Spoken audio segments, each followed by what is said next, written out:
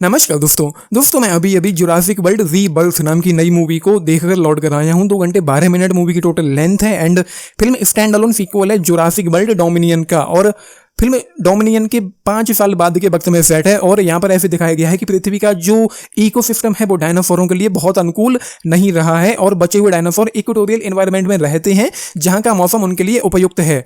कहानी एक मुनाफे के पीछे भागने वाली दवा कंपनी पर सेंटर्ड है जो एक टीम बनाती है।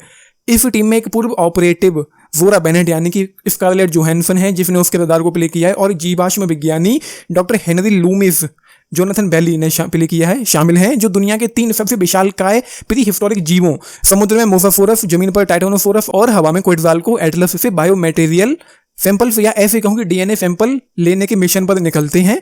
ये सैंपल इंसानों के लिए एक नई हार्ट डिजीज के ट्रीटमेंट के लिए जरूरी है जो इंसानों के लिए चमत्कारी जीवन रक्षक लाभ ला सकती है। यह मिशन टीम को एक ऐसी द्वीप पर ले जाता है जो इंजीनियर किए गए हाइब्रिड जीवों से भरा हुआ है, जिनमें एक खतरनाक डिस्ट्रोटस रेक्स 6 पैरों वाला एक टायरोनोसॉर भी शामिल है। ये विशालकाय जीव दौड़ सकते हैं, तैर सकते हैं और हवा में ऊंची ऊंची उड़ानें भी भर सकते हैं।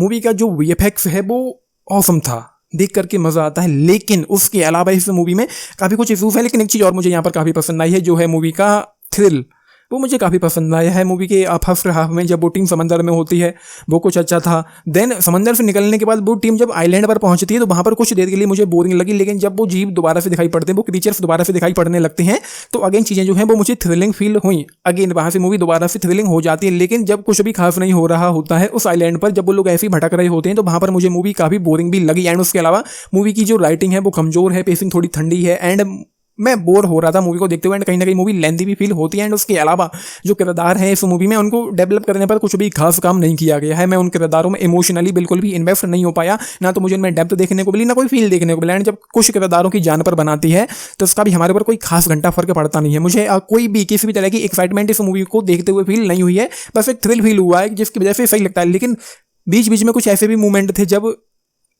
मैं ऐसे कहूँ कि मैं मूवी को छोड़ देना चाहता था या मुझे पछतावा हो रहा था इस मूवी को देखने का, तो वो गलत नहीं होगा। कहीं ना कहीं मूवी बोर करती है इसके बीच में। एंड जो कहानी है वो भी टू बी ऑनेस्ट उतनी अच्छी नहीं लगती है देखते हुए कि हम ये कह पाएं कि मैं प्लॉट के नाम पर कुछ अच्छा देखने आया हूँ या देख रहा हूँ। एंड मूवी में हमको रोमांच, एक्शन और भयानक डायनासोरों का सामना दिखाया गया है, लेकिन मैं समझता हूँ कि इस तरह की फिल्म में हमको ऐसे सीन्स और ऐसा एक्शन तो एक्सपेक्ट कर सकते हैं और इतना दिखाना हम पर कोई एहसान करना नहीं है किसी भी तरीके से।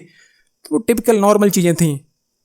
वार्नर ब्रदर्स का मॉन्स्टर बर्फ में भी ये चीज़ें देखने को मिलती हैं जहाँ पर उन क्रीचर्स से इंसानों का सामना और एक्शन और कुछ अच्छे अच्छे सीन्स, अच्छा विजुअल्स देखने को मिलता है। तो यहाँ पर कुछ भी उन्होंने अलग करने की कोशिश नहीं की है, कुछ भी बहुत नया नहीं कर दिया है जो हमको यहाँ पर दिखाई पड़ा है। कुछ अंडर वाटर और दूसरे सीक्वेंसेस थे जो अच्छे लगते हैं देखने में विजुअली। एक्शन जो है वो कहीं ना कहीं अच्छा कह सकता हूँ, लेकिन कुछ भी बहुत बड़ा नहीं था, कुछ भी बहुत नया नहीं था। एंड जो विजुअल्स हैं, जो वीएफएक्स है वो भी कहीं ना कहीं अच्छा है। तो मुझे ये जस्ट एन एवरेज मूवी लगी है, या मैं ये कहूँ कि एवरेज से भी कम मुझे लगी है।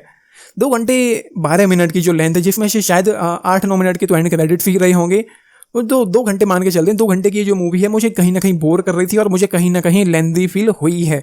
जस्ट 2.5 स्टार आउट ऑफ 5 इस मूवी के लिए। एंड स्कारलेट जोहानसन का जो किरदार है जोरा बेनेट, उसको भी कुछ खास डेवलप नहीं किया गया है। उस किरदार में हम उतना अच्छे से इन्वेस्ट नहीं हो पाते, जबकि उसको देखते हुए मुझे तो मेरे दिमाग में तो वही ब्लैक विडो चल रही थी।